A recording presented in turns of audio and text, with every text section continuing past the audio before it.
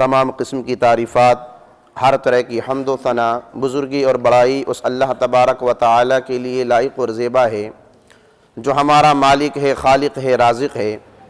سب سے بہترین بات اللہ تبارک و تعالی کی بات یعنی قرآن مجید ہے، اور سب سے بہترین راستہ اللہ کے نبی جناب محمد اکرم صلی اللہ علیہ وسلم کا بتایا ہوا راستہ ہے۔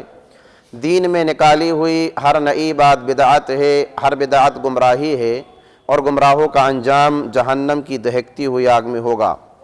اس کے بعد بے شمار درود و سلام ہو اس ہستی اقدس و مقدس پر جن کا نام نامی اسم گرامی محمد اکرم صلی اللہ علیہ وسلم ہے۔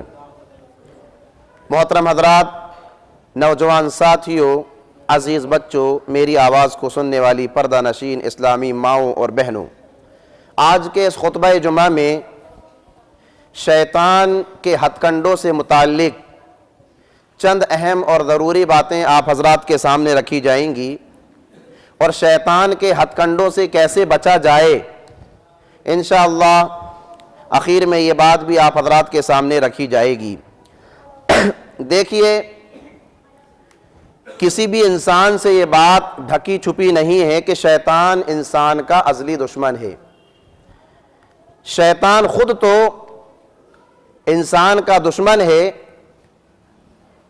اور اس نے جو ہے یہ بات کھلم کھلا علل اعلانیہ یہ بات کہہ رکھی ہے کہ میں ضرور بالضرور لوگوں کو گمراہ کروں گا، جنت کے راستے سے ہٹا کر جہنم میں جانے والے راستے پر لگاؤں گا۔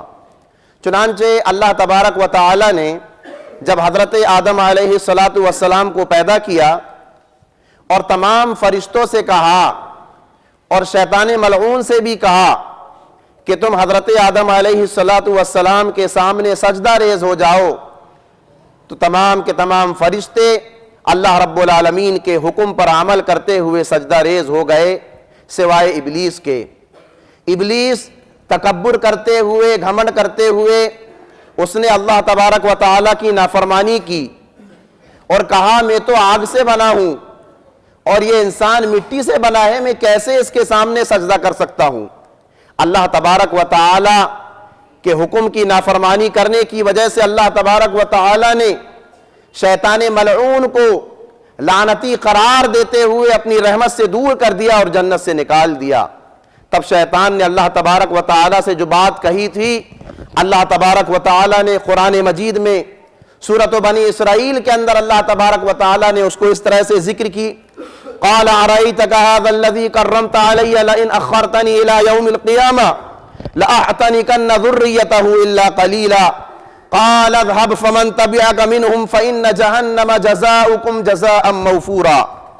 شیطان ملعون نے اللہ تبارک و تعالی سے کہا کہ اے رب العالمین، تو نے مجھ پر اس شخص کو، اس بندے کو فوقیت دی ہے، اب تو مجھے قیامت تک مہلت دے، تو مجھے قیامت تک مہلت دے، اتنی طاقت دے کہ میں بنو آدم کی ذریت کو، اس کی اولاد کو گمراہ کر سکوں، راہ راست سے بھٹکا سکوں، سوائے چند لوگوں کے، یعنی جو اللہ سے ڈرنے والے ہوں گے، اللہ کا خوف کھانے والے ہوں گے، اللہ پر توکل کرنے والے ہوں گے، ایسے لوگوں پر تو شیطان کا ہتھ کنڈا کارآمد نہیں ہوگا۔ لیکن اس کے علاوہ جو لوگ ہیں میں ان کو قیامت تک گمراہ کروں گا۔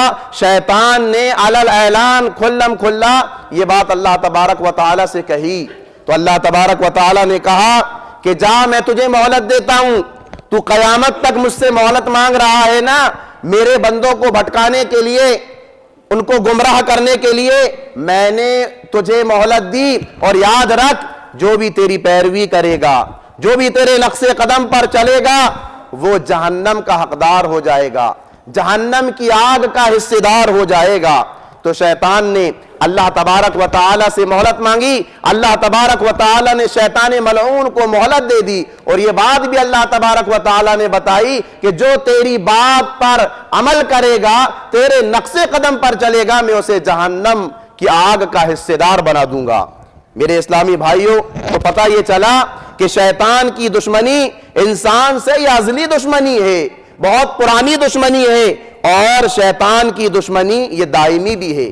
یعنی کہ جب تک سورج اور چاند کا وجود رہے گا، جب تک یہ دنیا باقی رہے گی، قائم و دائم رہے گی، شیطان کی دشمنی بھی قائم اور دائم رہے گی، وہ ختم ہونے والی نہیں ہے۔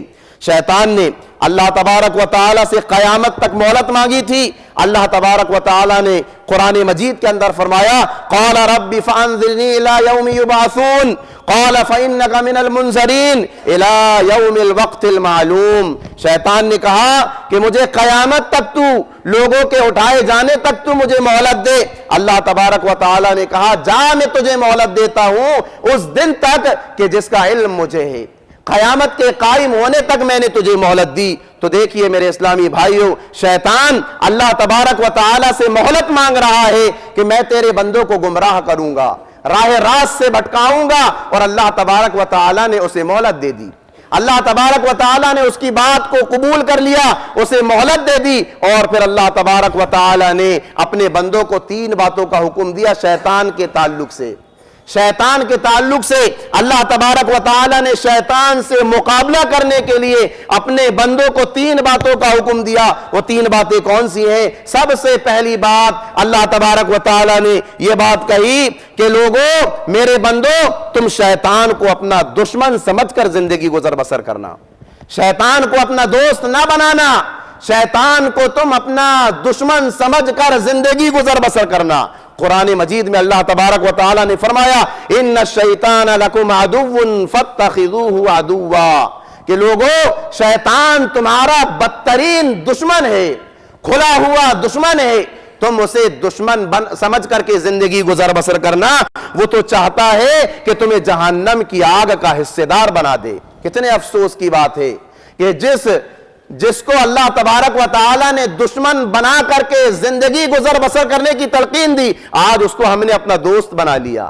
اس کے کہنے کے مطابق ہم اٹھتے ہیں، اسی کی مرضی کے مطابق ہم سوتے ہیں، اسی کی مرضی کے مطابق ہم کھاتے ہیں، اسی کی مرضی کے مطابق ہم لوگوں سے لین دین رکھتے ہیں، اسی کی مرضی کے مطابق ہم رشتہ داریوں کو قائم رکھتے ہیں۔ جیسا شیطان چاہتا ہے ویسا ہم اور آپ جو ہے زندگی گزر بسر کر رہے ہیں، جبکہ قرآن مجید میں اللہ تبارک و تعالی نے صاف طور پر اپنے بندوں کو یہ حکم دیا ہے کہ دیکھو تم شیطان کو اپنا دشمن بنا کر رکھنا، اسے دشمن بنا کر زندگی گزر بسر کرنا۔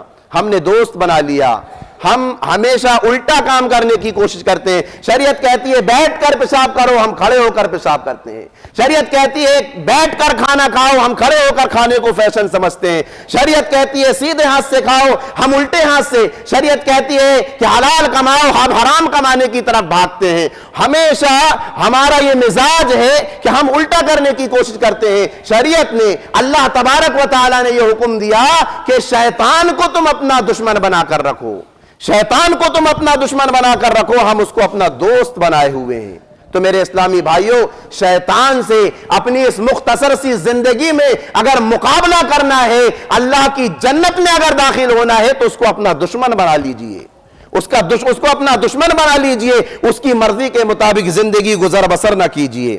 اسی طرح سے دوسری بات اللہ تبارک و تعالی نے یہ بیان فرمائی کہ لوگوں، تم شیطان کے نقش قدم پر نہ چلنا، شیطان کی مرضی کے مطابق زندگی گزر بسر نہ کرنا۔ اللہ تبارک و تعالی نے فرمایا یا بنی آدم لا یفتننکم الشیطان کما اخرج ابویکم من الجنہ، اے بنو آدم تمہیں شیطان فتنے میں مبتلا نہ کر دے، تمہیں شیطان فتنے میں مبتلا نہ کر دے جیسا کہ اس نے جو ہے تمہارے ماں اور باپ کو جنت سے نکال دیا تھا فتنے میں مبتلا کر کے۔ اللہ تبارک و تعالی نے دوسری جگہ فرمایا یا ایھا الذین آمنوا لا تتبعوا خطوات الشیطان، اے وہ لوگوں جو ایمان لائے ہو تم شیطان کی پیروی نہ کرنا، شیطان کے نقش قدم پر نہ چلنا۔ اور یاد رکھو جو شیطان کے نقش قدم پر چلتا ہے، شیطان ہمیشہ جو ہے فحش اور منکر کاموں کا حکم دیتا ہے، گندے گندے کام کرواتا ہے، حرام کھلاتا ہے، حرام کام کراتا ہے۔ تم خبردار شیطان کے نقش قدم پر نہ چلنا۔ اور تیسری بات اللہ تبارک و تعالی نے نہ صرف شیطان سے ڈرایا ہے بلکہ اس کے شر اور فتنے سے بچنے کے لیے مختلف تدابیر سے بھی آگاہ کیا ہے کہ کیسے تم شیطان کے ہتھ کنڈوں سے بچ سکتے ہو. تو مختلف تدابیر سے آگاہ کیا ہے تاکہ انسان شیطان کی اس اعلانیہ جنگ میں مسلح ہو کر اس کا مقابلہ کر سکے. تو وہ تدابیر انشاءاللہ آپ حضرات کے سامنے خطبہ جمعہ کے اخیر میں بیان کی جائیں گی. تو میرے اسلامی بھائیوں، شیطان ہمارا بدترین دشمن ہے. شیطان کے تعلق سے چند اہم باتیں جو ہر انسان کو جاننا چاہیے وہ کیا ہے؟ شیطان انسان کا پیچھا نہیں چھوڑتا. ہمیشہ شیطان انسان کو گمراہ کرنے کے لیے لگا رہتا ہے، ورغلانے کے لیے لگا رہتا ہے. کبھی وہ ہمت نہیں ہارتا. ہمیشہ شیطان انسان کو جنت کے راستے سے ہٹا کر جہنم کے راستے پر لگانے کی کوشش کرتا ہے. اللہ کے نبی جناب محمد اکرم صلی اللہ علیہ وسلم نے فرمایا، بخاری کی حدیث ہے، کہ شیطان ابن آدم کے جسم میں خون کے اندر جو ہے دوڑتا ہے، خون کی تیزی کی طرح جو ہے وہ دوڑتا رہتا ہے. یعنی کہ ہمیشہ شیطان انسان کے ساتھ چمٹا ہوا ہوتا ہے تاکہ وہ اپنے اللہ کے بندوں کو، آدم علیہ السلام کی اولاد کو جو ہے اللہ کو راضی کرنے والے اعمال کو انجام دینے سے دور رکھے. اسی طرح سے شیطان یہ ہمارا ایسا دشمن ہے کہ جسے ہم دیکھ نہیں سکتے لیکن وہ ہمیں دیکھتا ہے. قرآن مجید میں اللہ تبارک و تعالی نے فرمایا، اِنَّهُ يَرَاكُمْ هُوَ وَقَبِيلُهُ مِنْ حَيْثُ لَا تَرَوْنَهُمْ، کہ تم اس کو دیکھ نہیں سکتے لیکن وہ تمہیں دیکھتا ہے. وہ تمہیں دیکھتا ہے. اور وہ دشمن بڑا ہی خطرناک ہوتا ہے جو گھات لگائے ہوئے چھپے ہوئے بیٹھا رہتا ہے. ایسے دشمن سے ہمیں چوکنا رہنا چاہیے اور ہوشیار رہنا چاہیے. اللہ نے جو تدابیر بتائی ہیں ان تدابیر پر عمل کرتے ہوئے اس کے ہتھ کنڈوں سے بچنے کی کوشش کرنی چاہیے.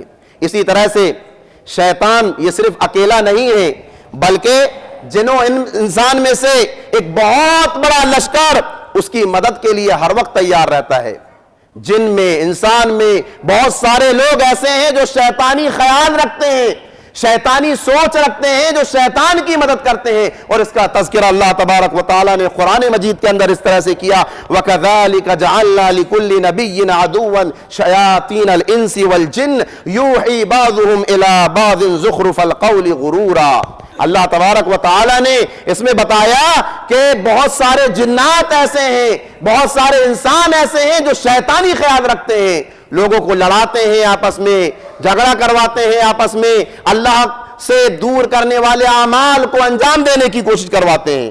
میرے اسلامی بھائیوں، شیطان آخر ہم سے چاہتا کیا ہے؟ کیا کبھی ہم نے سوچا اس کے بارے میں کہ شیطان چاہتا کیا ہے؟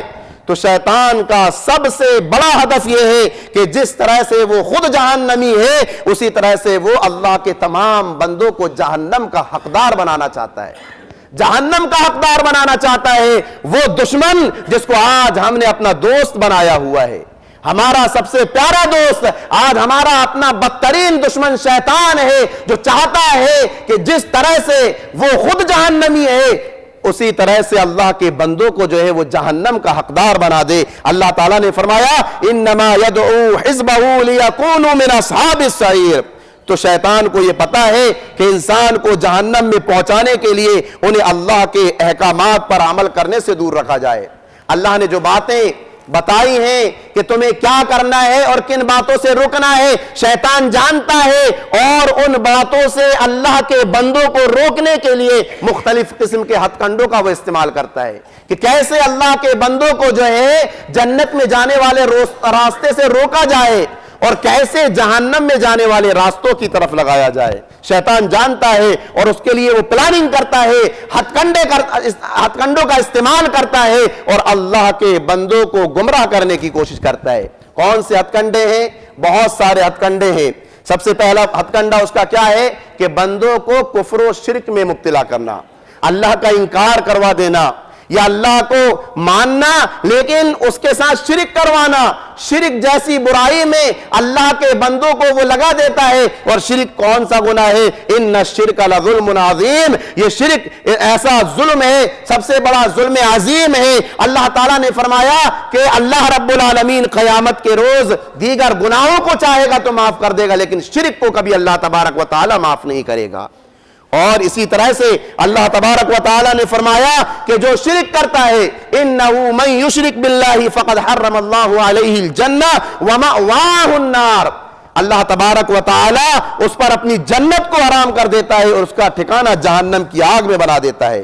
تو میرے اسلامی بھائیوں، شیطان کا یہ ہتھ کنڈا ہے کہ بندوں کو شرک کی طرف لگائے، کفر کی طرف لگائے۔ تو ہمیں یہ جاننا چاہیے کہ کون سے اعمال ہیں جو انسان کو کفر کی طرف لے کر چلے جاتے ہیں، کون سے اعمال ہیں جو انسان کو شرک کی طرف لے کر چلے جاتے ہیں، کیونکہ یہ شیطان کا پسندیدہ ہتھ کنڈا ہے۔ بندہ جب شرک کرنے لگتا ہے اور شرک کی حالت میں ہی اس دنیا سے رخصت ہو جاتا ہے تو اللہ تبارک و تعالی جو ہے اس کو ہمیشہ ہمیش کے لیے جہنم کی آگ کا حصہ دار بنا دیتا ہے۔ تو یہ سب سے پہلا ہتھ کنڈا ہے۔ دوسرا ہتھ کنڈا کیا ہے؟ شیطان گناہوں کو مزین کر کے پیش کرتا ہے، گناہوں کو خوبصورت بنا کر پیش کرتا ہے تاکہ اللہ کے بندے گناہوں کو اچھا سمجھ کر کے جو ہے گناہوں کو انجام دیں اور اپنی پوری زندگی جو ہے اللہ تبارک و تعالیٰ سے توبہ نہ کریں، اللہ تبارک و تعالیٰ سے معافی نہ مانگیں۔ یہ شیطان کا ہتھ کنڈا ہے۔ شیطان نے کہا قال رب بما اغویتنی لأزینن لهم فی الارض ولأغوینہم اجمعین، اے میرے رب میں دنیا کے لوگوں کو ان کے گناہ خوشنما کر کے دکھاؤں گا، بہترین شکل میں پیش کروں گا اور ان سب کو ورغلا کر چھوڑوں گا۔ بدعات و خرافات جو آج ہمارے معاشرے میں پائی جاتی ہیں، اللہ کے نبی جناب محمد اکرم صلی اللہ علیہ وسلم کی پیدائش پر جشن منانا بظاہر کتنا خوبصورت یہ عمل نظر آتا ہے، انسان اس کو جو ہے ایمان کا حصہ سمجھ کر کے انجام دیتا ہے، یہ بدعت ہے۔ نماز کے بعد، فرض نماز کے بعد اجتماعی دعا کرنا، قرآن خوانی کرنا، کتنی ساری بدعات ہیں جو اللہ کے نبی سے ثابت نہیں ہے، لیکن آپ دیکھیں گے بظاہر وہ بڑی خوشنما نظر آئیں گی، بڑی خوبصورت نظر آئیں گی۔ تو شیطان گناہوں کو مزین کر کے پیش کرتا ہے تاکہ اللہ کے بندے اللہ تبارک و تعالیٰ سے توبہ نہ کریں۔ سب سے پہلے حضرت آدم علیہ السلام اور حضرت حوا علیہ السلام کے پاس وہ گیا، وسوسہ کے ذریعے سے انہیں ورغلایا جنت میں کہ دیکھو اللہ تبارک و تعالیٰ نے تمہیں فلاں فلاں پیڑ کے پاس جانے سے روکا ہے۔ کیوں روکا ہے کہ آپ جانتے ہو اگر آپ اس پیڑ کے قریب چلے جاؤ گے اور اس کے پھل کو کھا لو گے تو تم فرشتے بن جاؤ گے یا ہمیشہ ہمیش کے لیے جنتی بن جاؤ گے۔ اور صرف اتنا ہی نہیں، وقاسمہما، اللہ تبارک و تعالیٰ نے فرمایا وقاسمہما انی لکما لمن الناصحین، شیطان نے قسمیں کھایا، اللہ کی قسم کھا کر کے ان کو یقین دلایا، اس برائی کو اس نے مزین کر کے پیش کیا تو وہ ان کے بہکاوے میں آ گئے اور اللہ نے ان کو جو ہے دنیا میں ڈال دیا۔ تو شیطان کا یہ بہت بڑا ہتھ کنڈا ہے میرے اسلامی بھائیوں، اس سے ہمیں اور آپ کو بچنا چاہیے۔ کل قیامت کے روز اگر ہم بدعت کو لے کر اللہ تبارک و تعالیٰ کے سامنے حاضر ہوں گے تو حوض کوثر جیسی نعمت سے ہم اور آپ جو ہے محروم ہو جائیں گے۔ پیارے نبی جناب محمد اکرم صلی اللہ علیہ وسلم بدعتی حضرات سے کہیں گے کہ دور ہو جاؤ، دور ہو جاؤ، تم نے دنیا میں نئی نئی چیزیں ایجاد کر لی اور اس پر جو ہے تم ثواب سمجھ کر کے عمل کرتے رہے۔ تو کوئی بھی کام ہم اور آپ کریں تو ہمیں یہ دیکھنا چاہیے کہ اللہ کے نبی جناب محمد اکرم صلی اللہ علیہ وسلم سے یہ چیز ثابت ہے یا نہیں۔ اسی طرح سے شیطان پوری کوشش کرتا ہے کہ اللہ کے بندوں کو اللہ کی عبادت سے روکے، لیکن جب وہ دیکھتا ہے کہ فلاں بندہ اللہ کی عبادت سے نہیں رک رہا ہے تو وہ اس کی اس عبادت کو خراب کرنے کی کوشش کرتا ہے، پوری کوشش کرتا ہے۔ مثال کے طور پر نماز کو لے لیجئے، نماز سے اللہ کے بندوں کو روکنے کے لیے جتنے ہتھ کنڈے ہو سکتے ہیں وہ استعمال کرتا ہے، لیکن اللہ کا بندہ جب اللہ اکبر کی صدا سن کر مسجد کی طرف آتا ہے اس وقت بھی وہ ورغلاتا رہتا ہے اور پھر جو ہے اس کے بعد اس کی عبادت کو خراب کرنے کی کوشش کرتا ہے۔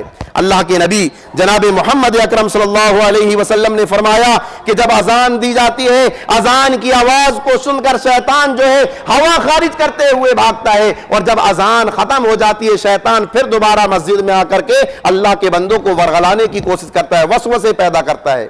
اور پھر جب اقامت کہی جاتی ہے پھر شیطان بھاگ جاتا ہے، اور جب اقامت ختم ہو جاتی ہے شیطان پھر واپس آتا ہے اور پھر نماز میں وہ چیزیں یاد کرانے کی کوشش کرتا ہے جو انسان دیگر اوقات میں بھولا ہوا ہوتا ہے، اور پھر اسے خبر بھی نہیں ہوتی کہ میں نے کتنی رکعت ادا کی ہے۔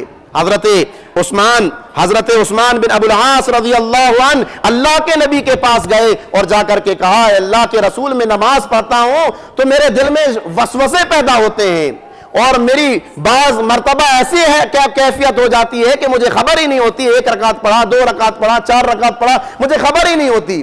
اللہ کے نبی جناب محمد اکرم صلی اللہ علیہ وسلم نے فرمایا کہ دیکھو وہ شیطان ہے جس کا نام خنزب ہے، اور جب وہ تمہارے دل میں وسوسے پیدا کرے تو تم جو ہے اعوذ باللہ من الشیطان الرجیم پڑھ کر اپنے الٹے ہاتھ کی طرف جو ہے تھتکار لو، 3 دفعہ تھو کر لو تو شیطان جو ہے بھاگ جائے گا۔ حضرت عثمان بن ابو العاص رضی اللہ عنہ کہتے ہیں میں نے پیارے نبی کی اس حدیث پر عمل کیا تو شیطان کے وسوسوں سے اللہ تبارک و تعالی نے مجھے بچا لیا۔ اسی طرح سے میرے اسلامی بھائیوں، اللہ تبارک و تعالیٰ کے تعلق سے شکوک و شبہات پیدا کرنا یہ بھی شیطان کا ایک بہت بڑا ہتھ کنڈا ہے، اور اس جال میں اگر اللہ کا کوئی بندہ الجھ جاتا ہے تو وہ ایمان سے باہر ہو جاتا ہے، وہ مرتد ہو جاتا ہے، اللہ کا انکار کرنے والا بن جاتا ہے۔ اللہ کے نبی نے فرمایا کہ تم میں سے لوگوں کے پاس جو ہے شیطان آتا ہے اور کہتا ہے من خلق قضا، فلا چیز کو کس نے پیدا کیا، من خلق قضا، فلا چیز کو کس نے پیدا کیا، اور پھر وہ خود ہی جواب دلواتا ہے آسمان کو اللہ نے پیدا کیا، سورج کو اللہ نے پیدا کیا، چاند کو اللہ نے پیدا کیا، سارے سوالات کا جواب وہ خود ہی پیدا کرتا ہے، اور پھر آخر میں وہ کہتا ہے من خلق ربک، من خلق ربک، جب سب کو اللہ تبارک و تعالیٰ نے پیدا کیا تو اللہ کو کس نے پیدا کیا؟ ایسے وسوسے شیطان انسان کے دل میں پیدا کرتا ہے۔ اللہ کے نبی نے فرمایا خبردار جب تمہاری سوچ یہاں تک پہنچ جائے فوراً اعوذ باللہ من الشیطان الرجیم پڑھو اور اپنے وسوسوں کو وہیں پر ختم کر دو، اپنے وسوسوں کی پرورش نہ کرو، ان کو آگے نہ بڑھاؤ، وہیں پر اپنے وسوسوں کو ختم کر دو۔ آپ اپنے وسوسوں کو آگے بڑھاؤ گے، اپنے ایمان سے ہاتھ دھو بیٹھو گے۔ یہ شیطان کے بڑے بڑے ہتھ کنڈے ہیں میرے اسلامی بھائیوں، لیکن یاد رکھیے شیطان کی جو بھی چالیں ہیں نا وہ ساری کی ساری چالیں کمزور ہیں ایک مومن کے سامنے۔ جو اللہ سے ڈرنے والے ہیں ان کے سامنے شیطان کے تمام ہتھ کنڈے کمزور ہیں۔ ان کید الشیطان کان ضعیفا، شیطان کے جو بھی ہتھ کنڈے ہیں وہ ضعیف ہیں، وہ کمزور ہیں، اور اللہ پر توکل کرنے والے، اللہ پر ایمان رکھنے والے لوگ جو ہے شیطان کے ہتھ کنڈوں سے بچے رہتے ہیں۔ لیکن جو لوگ شیطان کو اپنا دوست بناتے ہیں، سو رہے ہیں تو شیطان کی طرز پر، اٹھ رہے ہیں تو شیطان کی مرضی پر، کھا رہے ہیں تو شیطان کو لے کر، جا رہے ہیں تو شیطان کو لے کر، ایسے لوگ جو ہے شیطان کے ہتھ کنڈوں میں الجھ کر اپنے ایمان کا سودا کر بیٹھتے ہیں اور اپنا ٹھکانہ جہنم کی آگ میں بنا لیتے ہیں۔ تو ہمیں اور آپ کو جو ہے شیطان کے ہتھ کنڈوں سے بچنے کے لیے جو تدابیر بتائی گئی ہیں ان تدابیر پر عمل کرنا چاہیے۔ سب سے پہلی تدبیر کیا ہے؟ اللہ کی پناہ طلب کرنا، اللہ کی پناہ مانگیے، اعوذ باللہ من الشیطان الرجیم پڑھیے، شیطان کے ہتھ کنڈوں سے ہم اور آپ جو ہے محفوظ رہیں گے۔ دوسری تدبیر کیا ہے؟ با جماعت نماز کی پابندی کرنا۔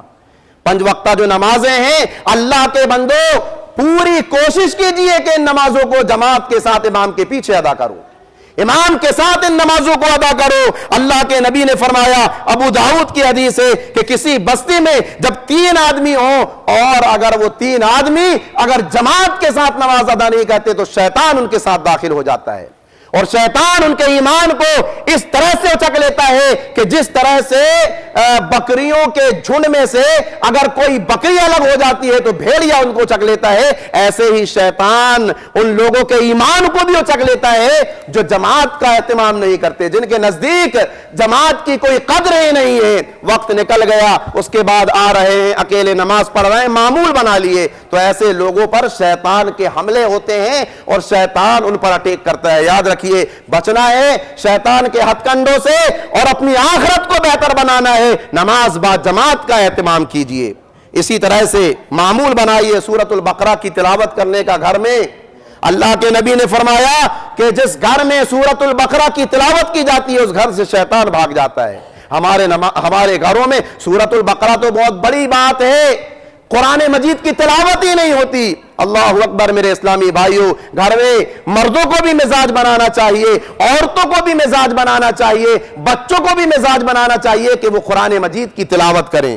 اسی طرح سے گھر سے جب بھی باہر نکلیں تو یہ دعا پڑھیں، بسم اللہ توکلت علی اللہ لا حول ولا قوت الا باللہ، اس دعا کو پڑھیں گے اللہ تبارک و تعالی ہماری حفاظت کے لیے ایک فرشتہ ہمارے ساتھ مقرر کر دے گا، اور جب ہم گھر سے باہر نکلیں گے تو شیطان کا جو جھنڈ ہم پر حملہ کرنے کے لیے کھڑا ہوا ہے، وہ شیطان کا جھنڈ ہمارے اوپر حملہ نہیں کر سکتا، کیونکہ ہمارے ساتھ جو شیطان لگا ہوا ہے وہ جا کر بتاتا ہے کہ اس نے دعا پڑھی ہے اور اس کے ساتھ ایک فرشتہ مقرر ہے، تم اس کے قریب بھی مت جانا۔ یہ دعائیں یاد کیجئے۔ اسی طرح سے فجر کی نماز کے بعد 100 مرتبہ لا الہ الا اللہ وحدہ لا شریک لہ لہ الملک ولہ الحمد وہو علی کل شیء قدیر، اس کو پڑھیے 10 غلام آزاد کرنے کا ثواب ملے گا، 100 نیکیاں ہمارے اور آپ کے نامہ اعمال میں جمع ہو جائیں گی، اور شام تک ہم اور آپ جو ہے شیطان کے ہتھ کنڈوں سے اور اس کی چالوں سے محفوظ ہو جائیں گے۔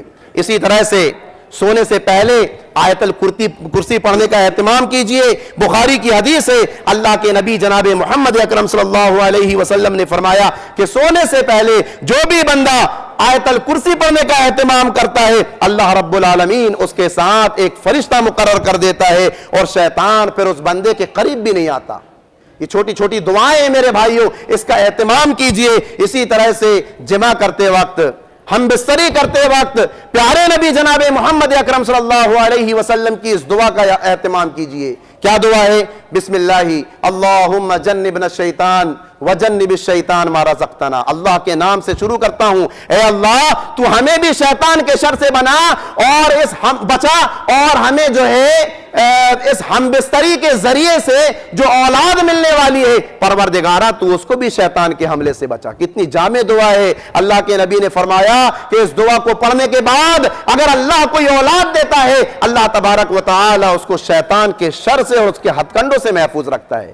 تو شیطان ہمارا بدترین دشمن ہے، اس کو دشمن سمجھ کر کے زندگی گزر بسر کیجئے۔ افسوس کی بات ہے کہ اس کو آج ہم نے اپنا دوست بنا لیا ہے، اور جن سے دشمنی اللہ کے نبی نے منع کی ہے تو ان کو ہم نے اپنا دشمن بنا کر رکھا ہوا ہے۔ معاملے جو ہیں ہمارے الٹے ہیں، تو ہمیں ان کو سیدھا کر کے زندگی گزر بسر کرنا چاہیے۔ تو یہی چند اہم اور ضروری باتیں تھیں۔ اللہ تبارک و تعالیٰ سے دعا ہے، الہ العالمین ہم گناہگار ہیں، ہم خطا کار ہیں، ہم نے اپنی زندگی میں جان بوجھ کر گناہ کیے، انجانے میں ہم سے گناہ سرزد ہوئے۔ پروردگارہ تیری ذات گناہوں کو معاف کرنے والی ہے، الہ العالمین تو ہمارے تمام کے تمام گناہوں کو معاف کر دے۔ الہ العالمین ہم نے اپنی زندگی میں جو بھی ٹوٹی پھوٹی عبادتیں کی ہیں تو ان کو شرف قبولیت عطا فرما۔ الہ العالمین ہمارے وہ بھائی، ہماری وہ بہنیں جو بیمار ہیں، جو حادثات کا شکار ہو چکے ہیں، پروردگارہ تو ان کو شفاء کاملہ عاجلہ عطا فرما۔ ہماری ہی اپنی جماعت کے ایک بھائی ہیں جناب عبدالقیوم صاحب، ان کی والدہ،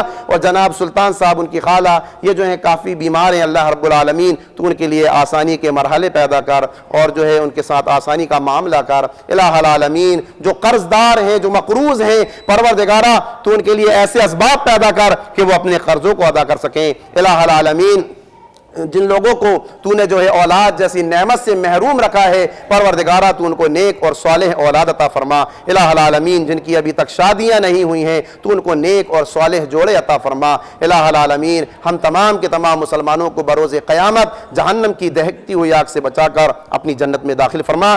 آمین ثم آمین، وآخر دعوانا ان الحمد للہ رب العالمین۔